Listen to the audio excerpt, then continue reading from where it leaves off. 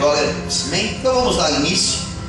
O tema do nosso treinamento hoje, da palavra que nós vamos ministrar, o tema é mudanças. Mudanças são necessárias à nossa vida, no nosso ministério. Elas nem sempre são boas, nem sempre são agradáveis, mas elas são necessárias na nossa vida. Amém? No dia a dia, na nossa vida secular, a mudança, nós podemos fazer um comparativo até com relação às coisas espirituais. Então, no dia a dia, nem sempre é bom mudar, mas às vezes é necessário.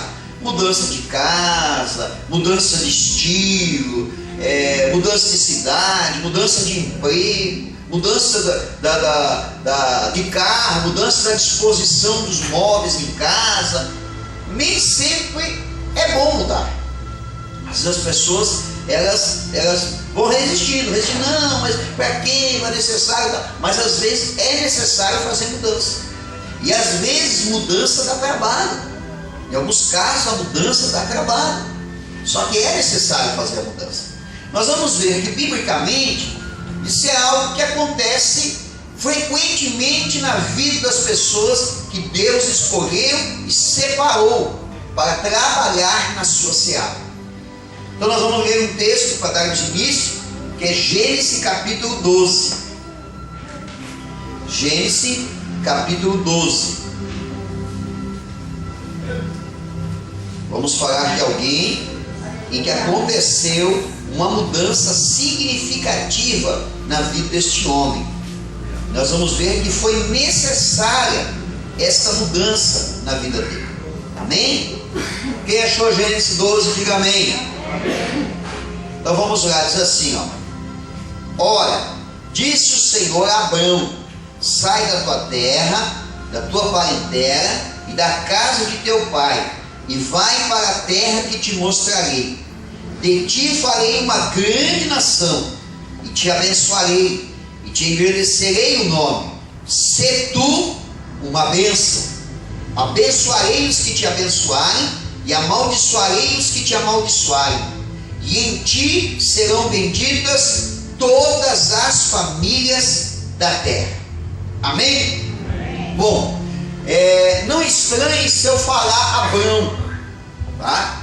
Porque nesse momento da história, o nome deste homem é Abrão, não é Abraão. Depois Deus mudou o nome dele, mas até neste momento, nós vamos ler agora, o nome dele é Abrão, e o nome dele significa Pai exaltado. É o que significa o nome dele. Muito bem, se nós olharmos para esse texto e tentarmos aplicá-lo na nossa vida, talvez algumas pessoas erroneamente digam assim: olha, pastor, vendo o exemplo de Abraão, eu vi que eu só vou ser abençoado por Deus se eu sair da minha cidade, se eu sair de perto dos meus parentes e se eu deixar a casa do meu pai. Isso aconteceu na vida de Abrão porque era necessário uma mudança na vida dele. Era necessário uma mudança. Isso não significa que é algo que deve ser aplicado à vida de todos. Isso vai acontecer literalmente na vida de alguns. Eu sou um exemplo disso. Deus tirou da minha terra, tirou da minha parentela, tirou de perto dos meus parentes. Foi necessário que isso acontecesse, não por causa deles e nem por causa da terra onde eu morava, mas por causa das mudanças que Deus queria fazer na minha vida. Então isso não é uma regra para todos que trabalham na seara do Senhor. Não é uma regra, mas pode acontecer. O que nós precisamos interpretar é que a mudança necessária na vida de Abraão é necessária para nós também em um âmbito espiritual, e nem sempre literalmente no campo físico, humanamente, nem sempre. É mais espiritual a mudança que tem que acontecer em nós para que os planos e projetos de Deus se cumpram na nossa vida, do que literalmente a nível humano. Então veja só, o que Deus propõe para Abraão? Propõe para ele uma mudança. Nem sempre nós gostamos de mudança. Aliás, tem gente que odeia a mudança. Tem gente que, se você falar em uma mudança na vida dela, ela fica horrorizada, ela fica apavorada, ela rejeita a mudança. Principalmente as pessoas que elas acabam se acostumando demais, acabam tendo rotina demais na vida, então elas não gostam de mudar. Você pode até não acreditar, mas eu tive uma família que foi membro da igreja onde eu pastoreei em Novo Hamburgo, que essa família, no domingo à noite, ela não ficou no culto. Eles vieram para a igreja, entraram dentro da igreja, viraram a volta, entraram no carro e foram para casa e não ficaram no culto. E eu achei estranho aquilo e pensei, será que alguém os desaforou? Será que alguém os tratou mal? Será que alguma coisa aconteceu? E ao final do culto eu fui tentar descobrir, indagar o que tinha acontecido. E um diácono que estava do lado de fora da igreja, cuidando dos veículos, eu conversei com ele e perguntei o que aconteceu com os irmãos que foram embora, porque até então ninguém sabia explicar. E ele disse assim, por incrível que pareça, pastor, eles foram embora porque eles entraram dentro da igreja e algumas pessoas tinham sentado no banco que eles estão acostumados a sentar. Era exatamente da segunda carreira, assim, exatamente. Desde o dia que eles foram para a igreja, eles sentavam exatamente no segundo banco à minha direita. E aquele dia tinha pessoas sentadas naquele banco, tinha um monte de banco vazio, mas eles viraram a volta e foram para casa, porque eles não queriam mudar de lugar, eles queriam continuar sentados naquele banco. Não parece verdade, né, irmãos? Parece conto de fada, parece uma historinha inventada, mas é realidade, é verdade isso que aconteceu. Por quê? Tem pessoas que, você falar de mudança para ela fica horrorizada, ela fica apavorada, ela fica desesperada. Eu conheci um senhor que ele tinha um Fusquinha, comprou um Fusca novo, 0 km, andava com aquele Fusquinha, cuidava daquele Fusquinha. Aquele Fusquinha era tudo para ele. E o filho dele cresceu vendo o pai daquele Fusquinha, o filho dele se tornou jovem, se tornou adulto, e o pai daquele Fusquinha, e eles eram pessoas de posse, e ele não conseguia colocar na cabeça do pai que estava na hora do pai vender o Fusquinha e comprar um outro carro. Pois bem, ele trabalhou, ele guardou dinheiro, ele adquiriu para poder comprar um carro. E eu me lembro, na época, ele comprou 0 km, um Corcel 2, me lembro até hoje, azul, a mesma azul assim da cor da camiseta do Bino, mais ou menos, azul, aquele Corcel bonito. Nós fomos na casa deles, ele estava lá mostrando aquele Corcel, aquele cheiro de novo. Por incrível que pareça, irmãos, ele não ficou com o carro 1 ano, porque ele disse assim, por que eu vou ficar com um carro desse se eu tenho que andar sozinho nesse carro? O meu pai se recusa a entrar dentro desse carro. Ele disse que eu dei o Fusquinha, ele não vai mudar. Se obrigou a vender o Corcel, porque o pai se recusava a andar dentro do Corcel. Se recusava a mudar de carro. Vocês devem recordar, os irmãos que já estão começando a criar casca de dinossauro, que nem eu, vão lembrar da época em que nós comprávamos as mercadorias, não era no supermercado, nós comprávamos na venda, na bodega. Como é que chamava aqui, gente? É a venda. Hã? É a bodega, Armazém. o armazém, né?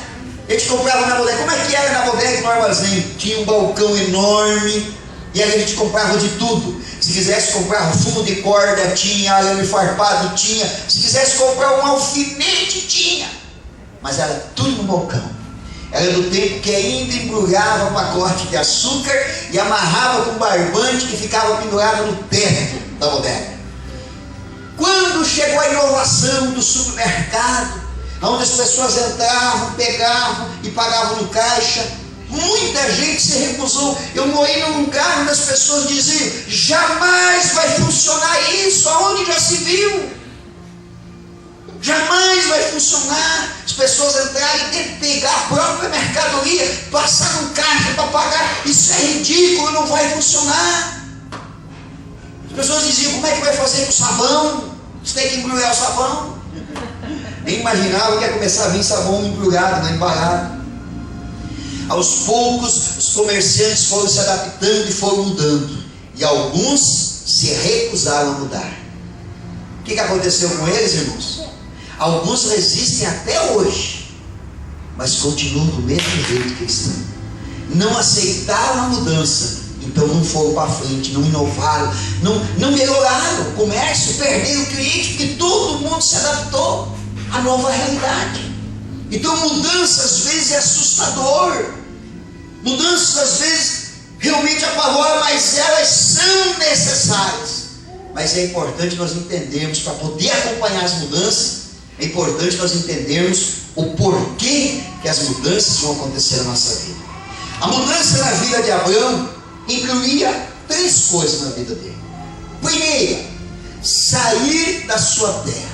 Por que será? Porque talvez Deus disse: olha, Abraão, você está numa terra vermelha, eu quero que você ande de roupa branca. Essa terra vermelha aí não deixa você andar com a roupa branca, está sempre encardido. Não era exatamente por isso. Tinha um motivo pelo qual Deus não queria que Abraão permanecesse naquela terra. Deus queria mudança na vida dele, então mandou que ele saísse da sua terra. O propósito de Deus na vida de Abraão não incluía aquela terra. Deus tinha um propósito na vida dele, e nesse propósito a terra onde ele morava não fazia parte. Por isso a necessidade de uma mudança. Talvez Abraão dissesse assim: mas por que Deus sair da minha terra? E talvez Deus respondesse para ele usando os seguintes textos da Bíblia. Mateus capítulo 15, versículo 8. Vamos ler e ver o que diz esse texto. Quando Deus diz para ele sair da terra, Deus não diz apenas com relação à matéria, terra-matéria, mas diz com relação a habitat, a lugar aonde ele residia. E o lugar onde nós residimos, ele não é composto apenas de matéria, de terra, é composto também de pessoas.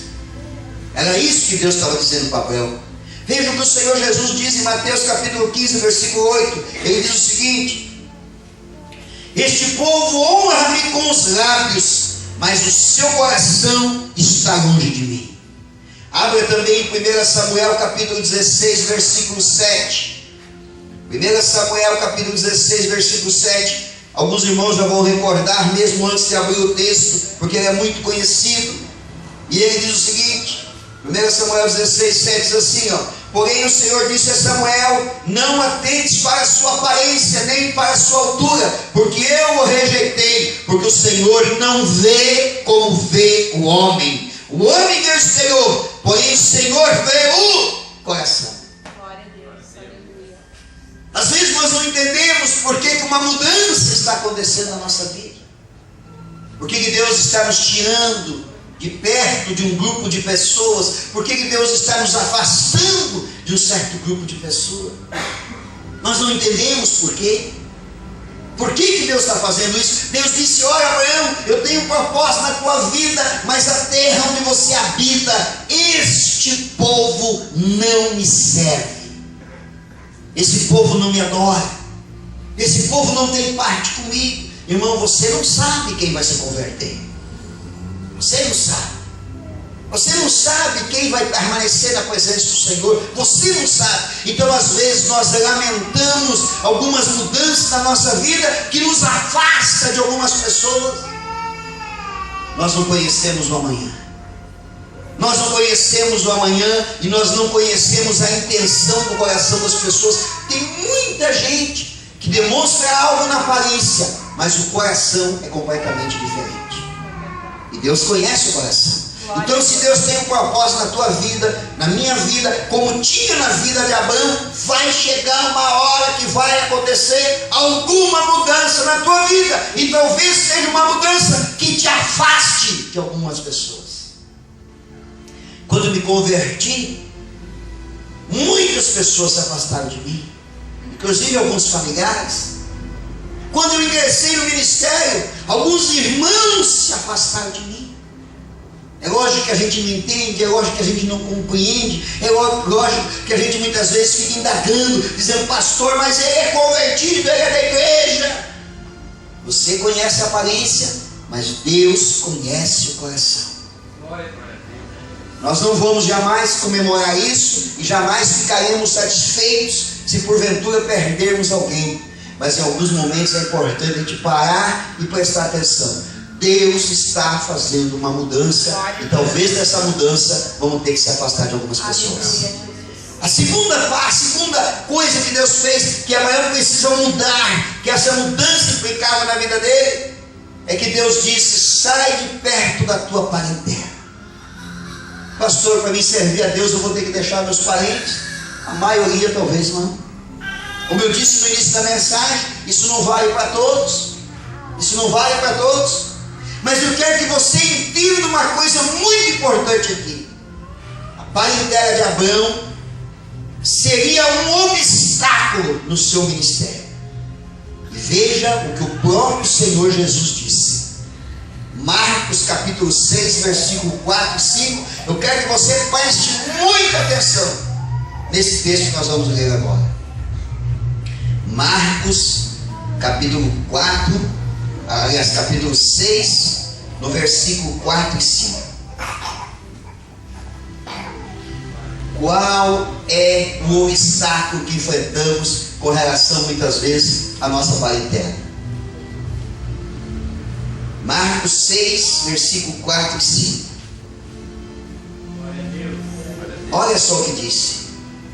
Jesus, porém, lhes disse: não há profeta sem honra, senão na sua terra, entre os seus parentes e na sua casa.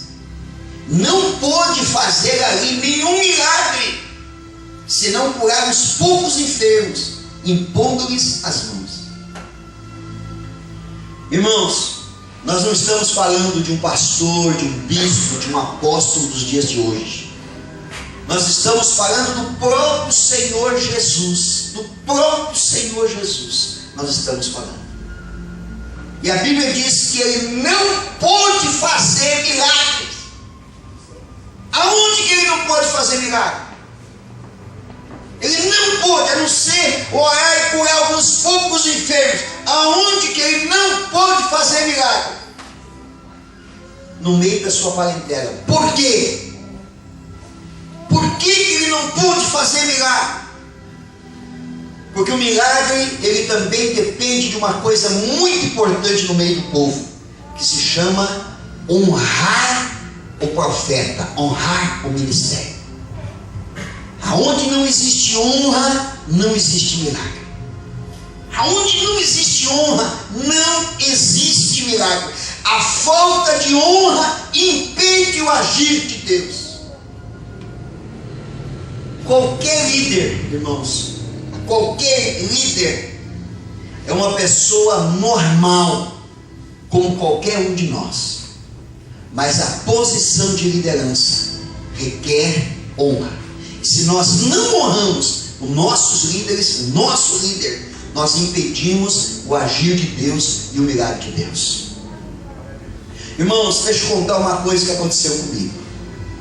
Eu pastorei uma igreja, vocês sabem disso. Eu paguei um preço, eu sofri demais naquela igreja, fui provado por Deus naquela igreja.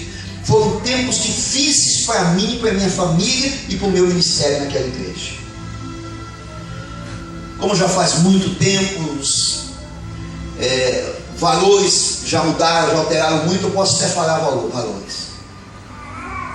E número de pessoas. Quando eu entreguei essa igreja, na última Santa Ceia, nós tínhamos 100 e poucas pessoas nessa igreja. Se não me engano, 108, 105, alguma coisa assim.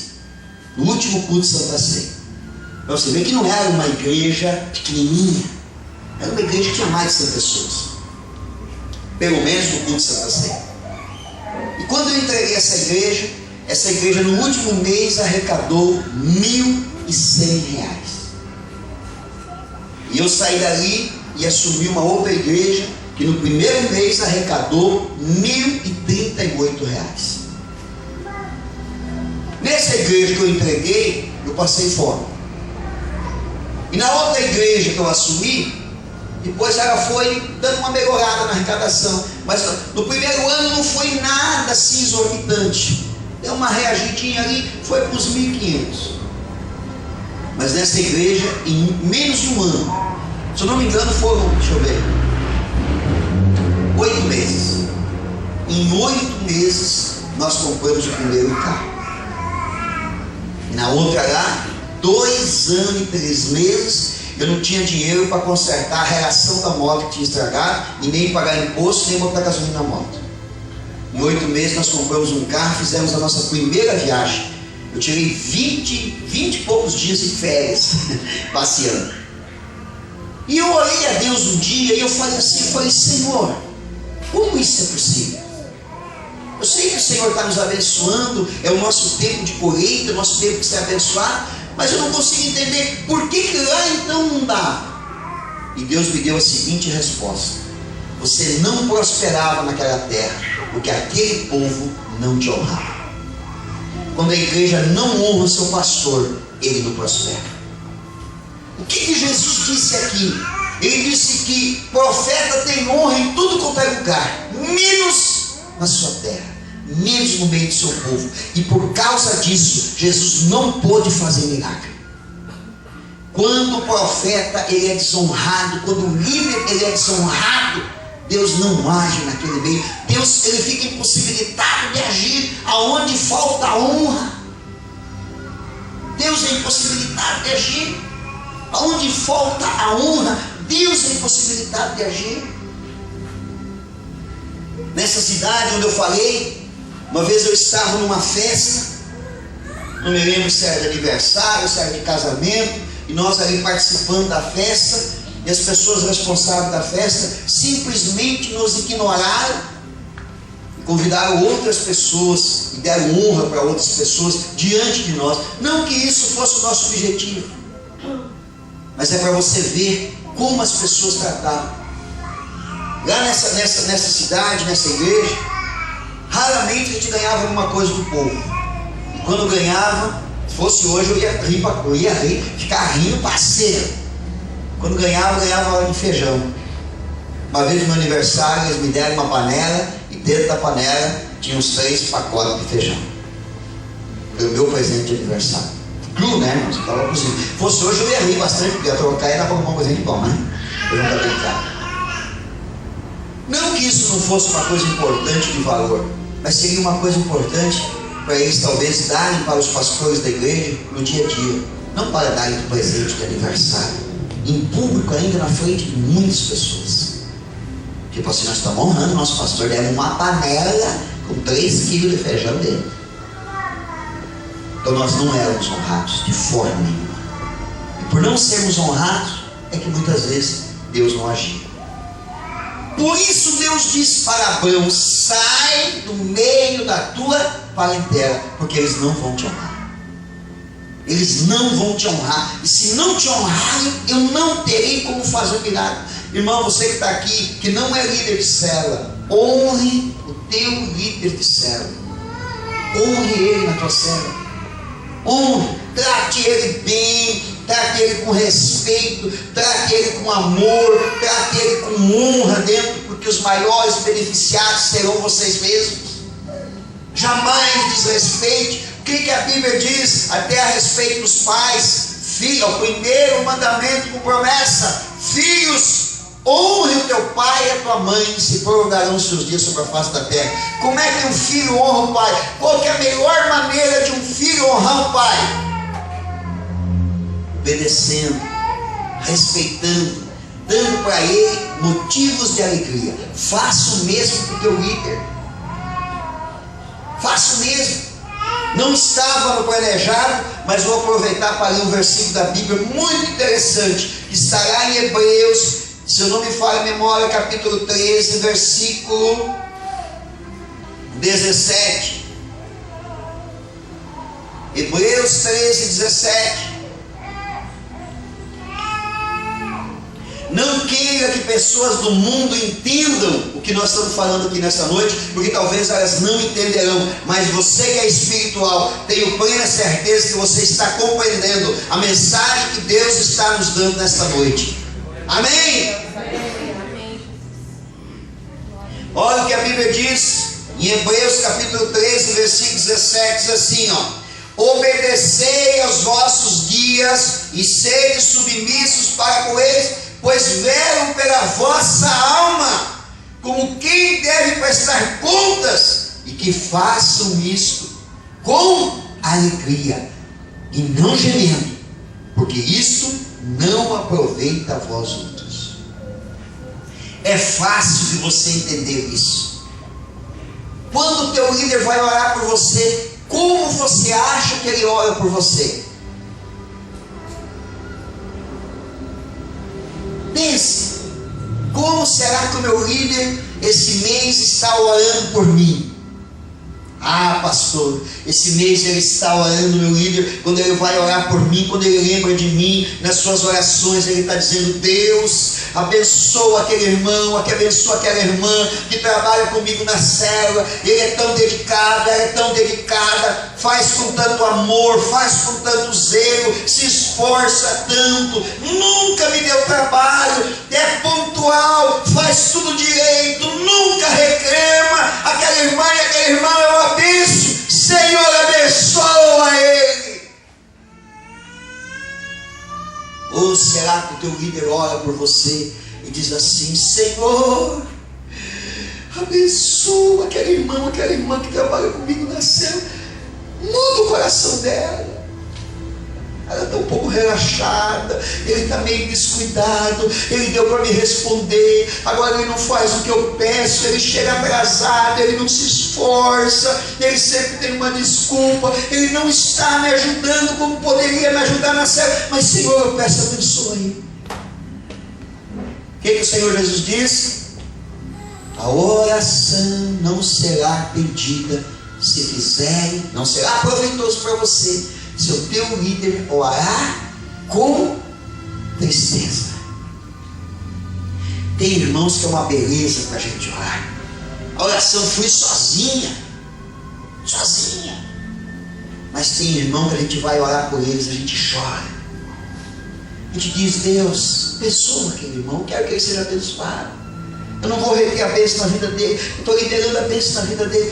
Deus, mas toca no coração dele. Ele está faltando com respeito comigo, ele não está me honrando na célula, ele está querendo fazer tudo do jeito dele, ele não é mais como era antes. O irmão, o líder, o pastor, seja quem for, olha com tristeza, e o que o Senhor Jesus disse? Isso não vos será proveitoso. Era isso que Deus queria poupar Abraão. Por isso disse para ele: você não vai ter honra na tua terra, sai da tua parentela. Amém? Mas ele disse também: sai da casa do teu pai. Só sair da terra não era suficiente, só sair do meio da parentela não era suficiente. Abraão, ele tinha uma ligação muito forte com seu pai, mas isso atrapalharia a sua vida e o seu ministério. Era necessário uma mudança na vida dele. O pai de Abraão era idólatra, ele não se converteu.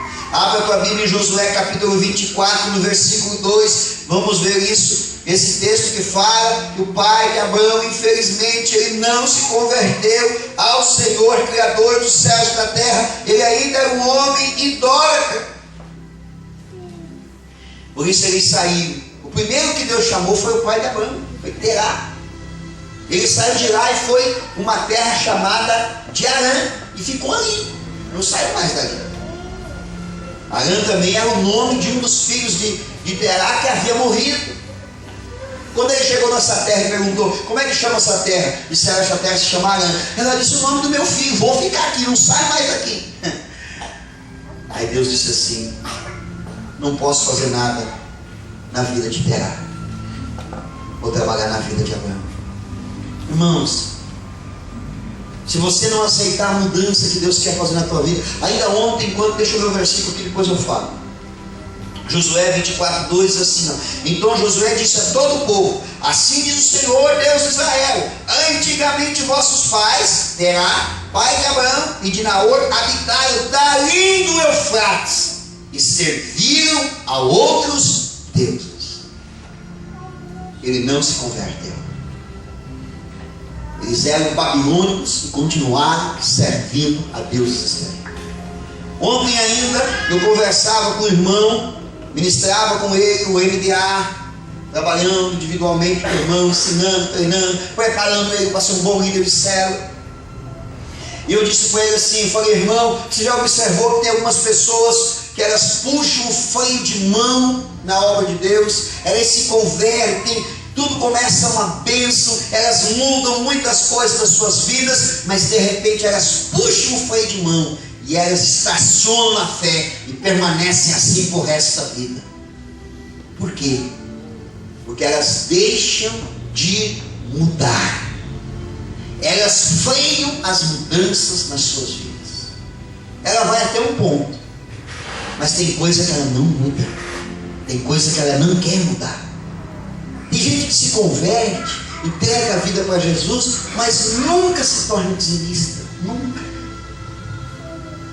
E alguns até nem aceitam. Estão na igreja há uma década, mais de uma década, conhecem a palavra de Deus, já ouviram a pregação, Deus já até tocou no coração, mas nessa área eles estão dispostos a não mudar. Tem gente que vem para a igreja, se converte, aprende que tem que mudar, que tem que ter uma vida abençoada. Às vezes está o casal na igreja, olha, tem que casar, irmão, para dar na bênção, mas eles batem o pé e eles dizem, nós não vamos casar. Conheci um rapaz, ele foi até o obreiro da igreja, que foi um erro gravíssimo. Ele não era casado. Por quê? Porque a esposa bateu o pé e disse, não vou casar. E já enfrentaram, infelizmente, até a traição do casamento. Estão juntos, mas já um não confia mais no outro. O ministério dele já acabou. Ele tenta retomar, ele tenta se levantar, mas não consegue. Não consegue por quê? Porque a mudança na vida deles parou. Eles mudaram um pouco, mas algumas áreas eles desistiram de mudar. Eles disseram, nós não queremos mais mudança na nossa vida. Achamos que está bom assim, não precisa mais. Então eu explicava para esse irmão e dizia assim, irmão, aqueles que teimosamente querem permanecer do jeito que estão e não aceitam mudança nas suas vidas, e essas mudanças não é a igreja que vai fazer, é o Espírito Santo que vai tocar no coração e a pessoa precisa aceitar.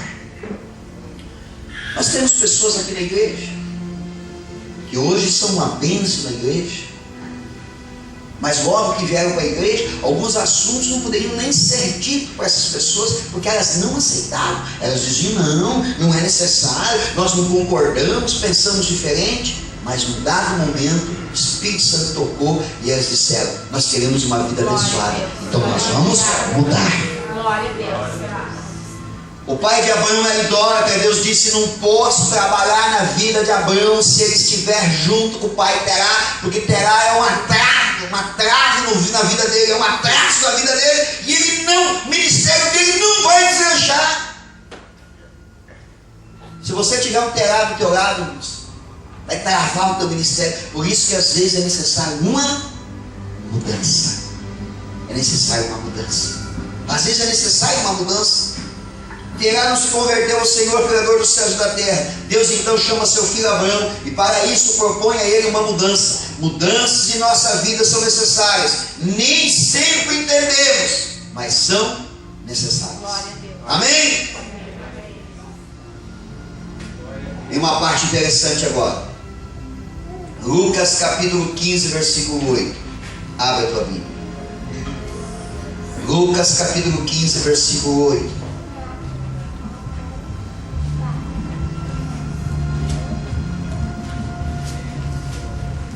Glória a Deus. Olha só o que a Bíblia diz. Qual é a mulher? Não acharam ainda? Glória a Deus. Qual é a mulher que tendo 10 dracmas, se perder uma, não acende a candeia, varre a casa e procura diligentemente até encontrar? E tendo achado, reúne as amigas e vizinhas, dizendo: alegrai-vos comigo, porque achei a dracma que eu tinha perdido.